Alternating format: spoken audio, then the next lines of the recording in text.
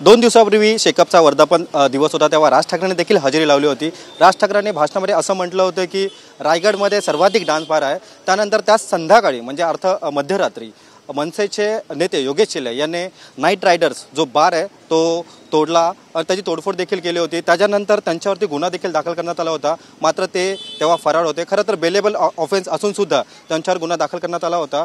त्यानंतर ते फरार होते। ते आज सकाळी 7 वाजता स्वतःहून सरेंडर झालेले आहेत। त्यांच्यासोबत मनसेचे जे पदाधिकारी होते, अर्थात किरण गुरव असतील किंवा विविध जे पदाधिकारी होते, त्यांना देखील पोलिसांनी सध्या अटक केलेली आहे। त्यानंतर त्यांना आज कोर्टात हजर केलं। कोर्टात हजर केल्यानंतर त्यांना आता जामीन मंजूर झालेली आहे। आपल्यासोबत थेट मनसे नेते योगेश चिले जे आहेत, खरं तर राज ठाकरेंनी जे म्हटलं होतं त्यानंतर आपण जो ऑर्केस्ट्रा बार आहे तो तोडला आहे, त्याबाबत काय सांगाल? पहिलं तर तुम्हाला करेक्ट करतो, फरार नव्हतो, आम्ही घरीच होतो आमच्या, आणि आम्ही स्वतः सरेंडर झालेलो आहोत। कारण आम्हाला माहिती होतं की कोर्टाची प्रोसिजर ही करावीच लागते, आणि आम्हाला आनंद आहे आमच्या माननीय राजसाहेबांनी जो शब्द बोलले तो आम्ही खाली पडायला कधी देत नाही, कालही पडायला दिला नाही, याच्या पुढेही पडायला देणार नाही। राज ठाकरे असं देखील म्हटलं होते की अमराठी लोकांचे जे बार आहेत ते रायगड नगरीमध्ये जास्त आहे, त्यामुळे आपण तो बार फोडला का? नाही, याच्यापेक्षा महत्त्वाचं ते जे बोलले आहेत की महाराष्ट्रामध्ये रायगड ही छत्रपती शिवाजी महाराजांची स्वराज्याची राजधानी होती। त्या राजधानीमध्ये अशा पद्धतीने डान्स बार संस्कृती फोफावणं ही आपल्या एकूणच महाराजांनी जे कमवलं होतं त्याला धक्का पोचवणारं होतं। त्यामुळे हे थांबवणं गरजेचं होतं, म्हणून आज हा फक्त आम्ही एक बार तोडून इशारा दिलेला आहे, पुढे आमची कारवाई अशी सुरू राहील। खरं तर आपण पाहतो की नवी मुंबई असेल किंवा रायगड असेल, यामध्ये भरपूर अनधिकृत डान्स बार देखील आहे, त्यावरती देखील आपण काही कारवाई करणार का यापुढे? 100% त्याच्या विरोधात कायदेशीर लढा आम्ही देऊ। आमच्यासोबत शेतकरी कामगार पक्ष देखील आहे, तुम्ही पाहू शकता माझ्यासोबत माननीय काशीनाथ पाटील साहेब सुद्धा इथे आहेत। पनवेलमधल्या कोणत्याच नागरिकाला हे बार नको आहेत, ही आमची संस्कृती नाही। त्यामुळे छत्रपती शिवाजी महाराजांच्या राजधानीमध्ये आम्ही हे बार चालू देणार नाही, याच्या पुढेही चालू देणार नाही। बार चालकांना काही आपण सूचना वगैरे काय देणार आहात का? सूचना आम्ही दिलेली आहे परवा, त्याच्यातून सुधारलं तर ठीक आहे, अन्यथा पुन्हा सूचना द्यायला आम्ही खंबीर आहोत। धन्यवाद। खरं तर आपल्यासोबत होते योगेश चिले, आणि योगेश चिले यांचं सांत्वन करण्यासाठी गजानन काळे देखील उपस्थित आहेत। काळेजी, खरं तर आपण देखील आम्ही गेल्या 3 तासापासून या ठिकाणी उपस्थित आहात। खरं तर राज ठाकरेंनी जो मुद्दा मांडला होता त्यानंतर मनसे कार्यकर्त्यांनी खरं तर अंमलबजावणी केलेली आहे, कसं बघता याकडे? नाही, हेच खरे महाराष्ट्र सैनिक आहेत, आणि मी सांत्वन वगैरे काही त्यांना काही दुःख झालेलं नाही आहे, म्हणजे ते खूप आनंदी आहेत, आणि मी त्यांनी जे केलेलं आहे त्या गोष्टीचं कौतुक करायला बाजूचं शहर असल्यामुळे मी आलेलो आहे।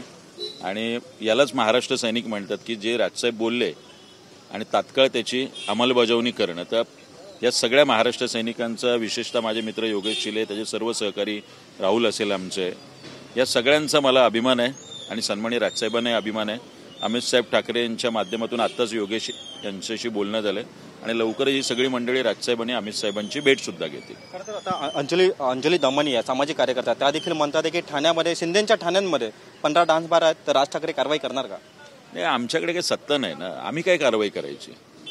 राजसाहेबांना जे बोलायचं काम होतं विरोधक म्हणून ते बोललेले आहे, त्याच्यानंतर आम्हाला जी कृती करायची ती केलेली आहे। स्वतः जर उपमुख्यमंत्र्यांच्या जर ठाणे शहरात हे असेल तर उपमुख्यमंत्र्यांनी यातून बोध घ्यावा।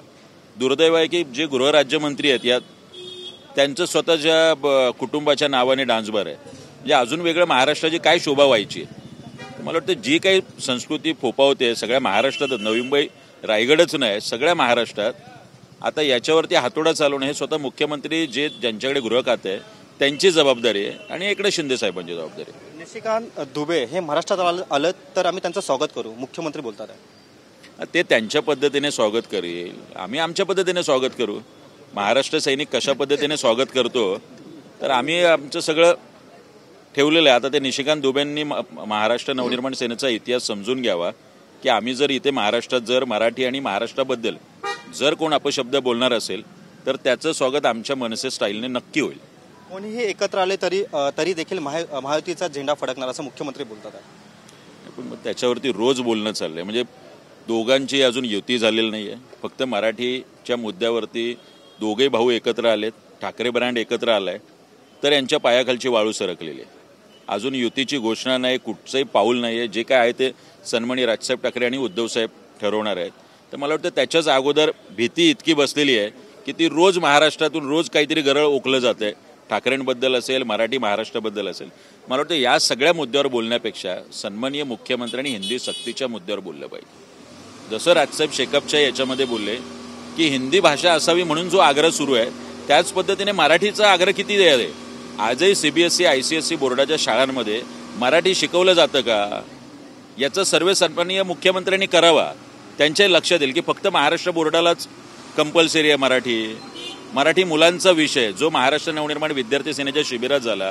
सन्माननीय अमितसाहेब ठाकरे यांच्या नेतृत्वाखाली येत्या नागपूर अधिवेशनावर 80% मराठी मुलांनाच नोकऱ्या मिळाल्या पाहिजे. याचं परिपत्रक नाही तर कायदा करावा म्हणून आम्ही आंदोलन करणार आहोत. त्या आंदोलनाच्या अगोदर जर तुम्ही मराठी आणि महाराष्ट्राचे मुख्यमंत्री आहात तर मुख्यमंत्र्यांनी हा कायदा पारित करावा. आम्ही समजून घेऊ ते मराठी आहेत म्हणून.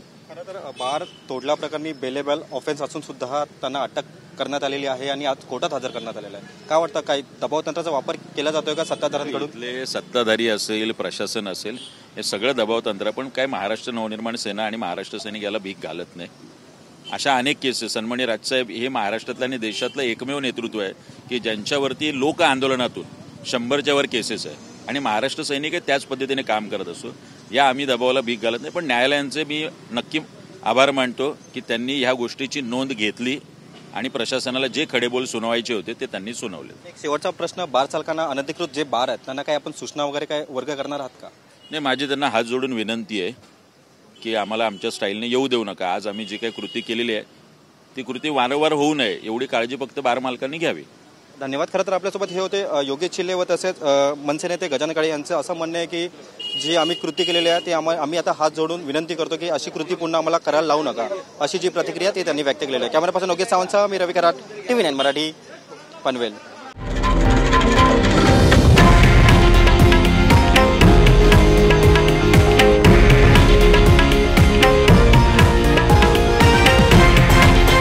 हे आहे देशातील नंबर 1 न्यूज नेटवर्क आणि आपण पाहत आहात TV9 मराठी, एकमेव.